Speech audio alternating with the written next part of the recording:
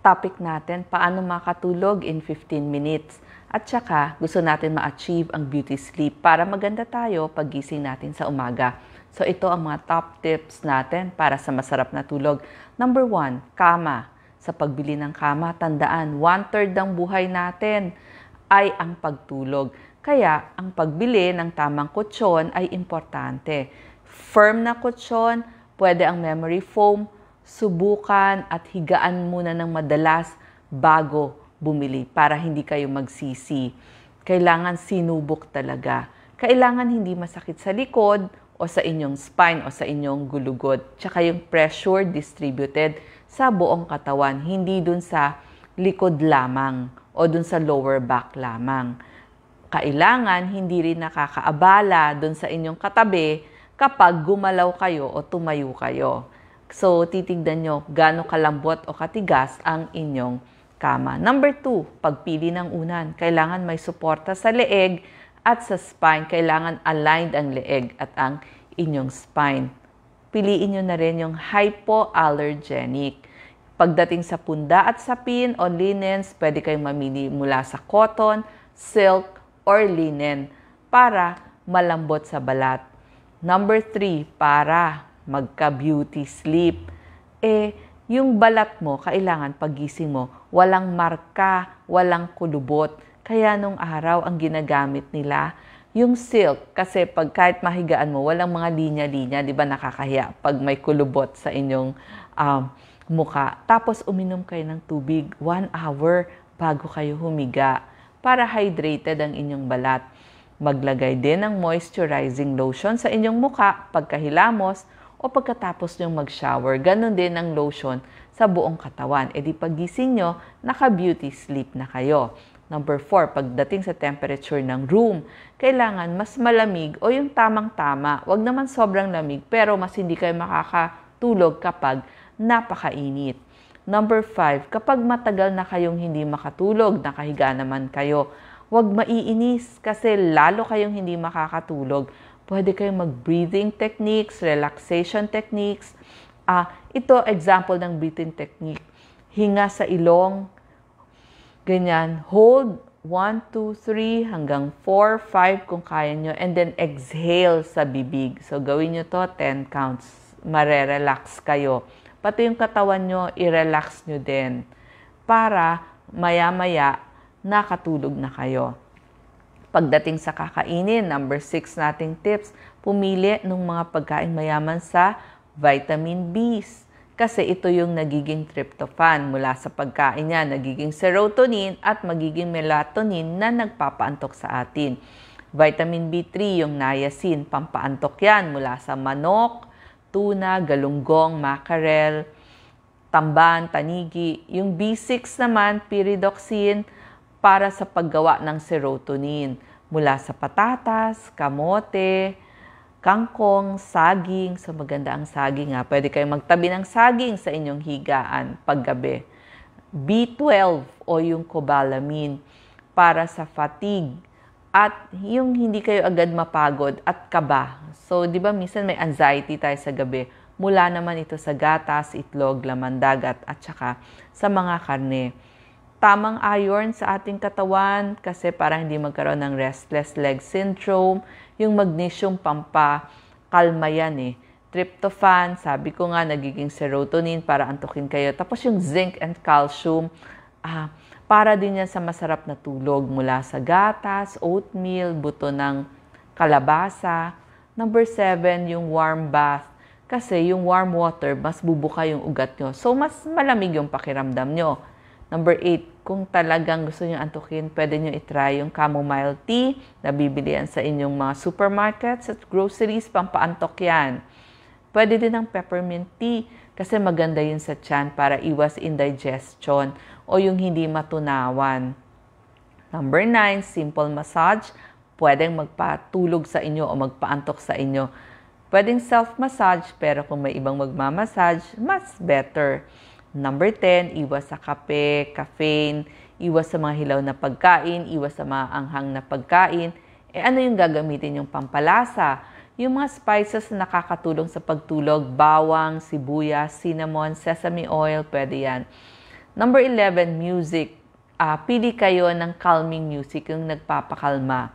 Number 12, pagdating sa trabaho, tapusin yung trabaho bago umuwi ng bahay. Iwan sa opisina.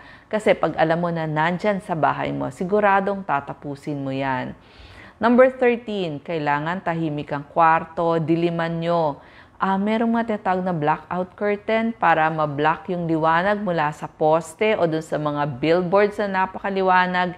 Iwas din sa karaoke ng kapitbahay o tahol ng aso. Kung kailangan mong isara yung inyong bintana, isara mo na lang para hindi mo marinig ang ingay sa labas.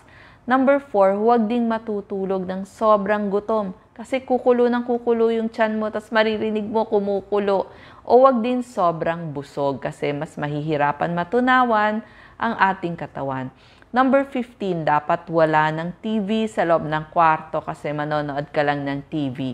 Number 16, iwas na muna sa excitement o galit kapag nagdi-dinner o kapag gabi na kasi maiisip mo ang problema pag matutulog ka na. Number 17, iwas sa cellphone at iPad, mapupuyat ka niyan. Siguradong hindi mo maititigil. Number 18, pagdating sa shift work o yung mga panggabi, night shift, nakita nila sa pag-aaral, nakakatulong daw yung nap o yung siesta ng 30 to 45 minutes after 4 hours ang pagtatrabaho sa gabi. Huwag more than 45 minutes kasi pag lumagpas sa 1 hour, parang mas groggy naman yung pag-work ng tao. So, yun, nap o siesta lang in between ng breaks ninyo. Number 19, paano naman yung may edad? Siyempre, sasabihin nyo, seniors, masirap matulog yan.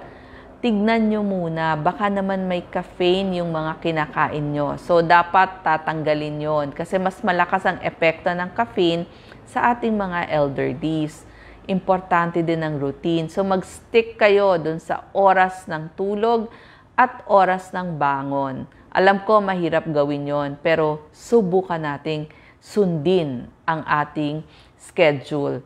Huwag kong babago-baguhin, tapos tignan nyo yung tamang temperature para sa inyo. Kasi nga, yung mga elderly, yung mga seniors, mas maginawin yan, mas sensitive pagdating sa ginaw.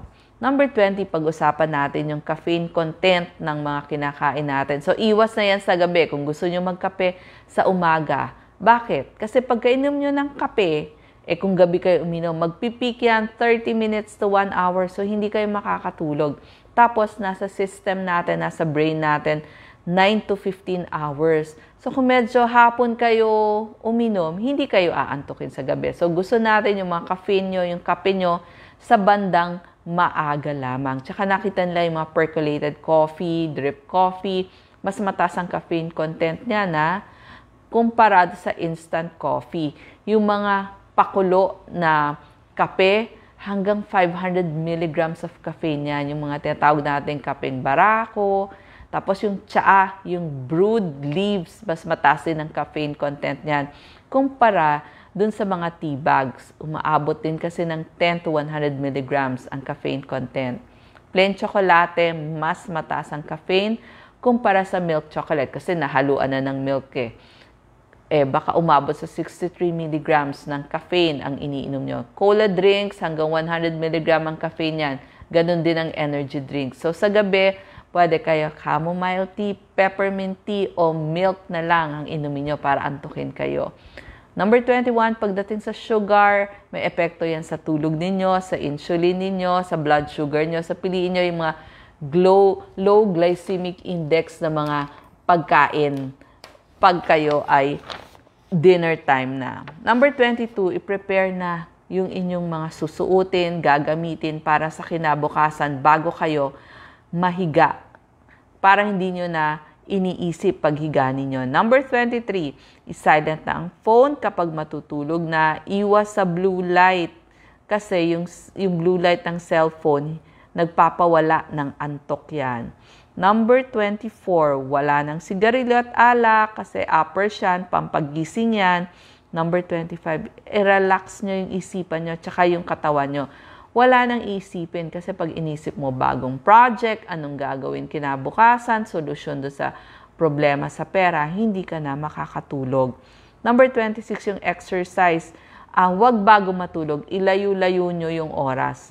Huwag yung pag malapit na kayong humiga. Number 27, ibaliktad yung relo kasi maiinis kayo kapag nakita nyong matagal kayong makatulog. 28, pwede kayong maglagay ng unan in between legs kung patagilid kayo or sa ilalim ng tuhod nyo kapag tihaya naman kayo para iwas sa low back pain. Number 29, yung mga pets wag itatabi. Kailangan hiwalay ang higaan nila kasi may buhok yan, may mga lumilipad-lipad dyan, gumagapang, baka lalong hindi kayo makatulog. At number 30, pwede kayong magdasal para antukin kayo. Pagdasal niyo yung partner nyo, mga anak nyo, parents nyo, mga kapatid nyo, at mga friends nyo. Pag natapos nyo sila lahat, sigurado antok na kayo. So sana po na-achieve nyo ang beauty sleep nyo at makatulong to sa mga taong hirap matulog. Salamat po.